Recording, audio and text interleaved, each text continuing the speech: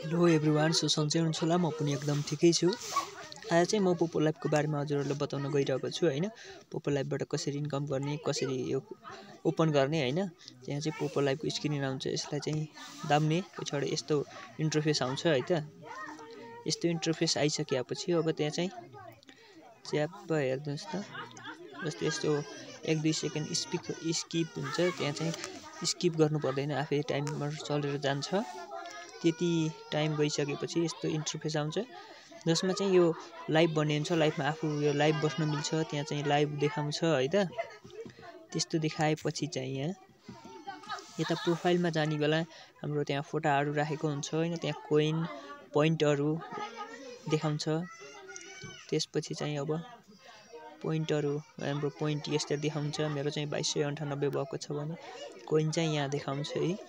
कोइनमा click गरिसकेपछि coin चाहिँ मेरो 200 भएको छ। मैले कसरी कमाएको तल कोइन हैन, मैले मेसेज गर्दा माइनस गरेको हैन, प्लस गरेको सबै डिटेलमा देखाउँछ। त्यसपछि चाहिँ तल माई एजेन्सी गर्नुपर्छ आइडी राखेर है त। माई एजेन्सी पनि गर्ने, माई एजेन्सीको त्यहाँ हो त्यो चापेपछि, जसमा चाहिँ अब यसमा गइसकेपछि त्यहाँ आइडी भन्ने देखाउँछ। त्यसैमा गएर हजुरहरूले पनि एजेन्सी बनाउन सक्नुहुन्छ।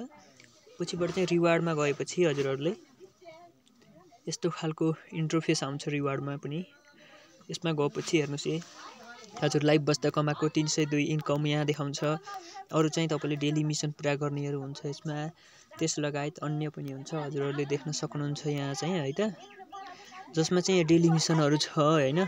Join to the party 2 hours हैन, join the party 2 hours 1 hours यो चाहिँ हुन्छ। हजुर 1 आवर्स बस्नुभयो भने अर्को चाहिँ 1 आवर्स बसे हुन्छ, यस्तो हुन्छ। यही नै हो यसमा भएको चाहिँ। च्याप्प यहाँ यस्तो देखाउँछ, मेसेज गर्ने यहाँ छ। यसमा चाहिँ लाइभ हैन, यता हामी पार्टीमा जोइनिङ बस्दा यस्तो देखाउने इन्टरफेस आउँछ। जोइनिङ बस्दाको हो यो पार्टीमा।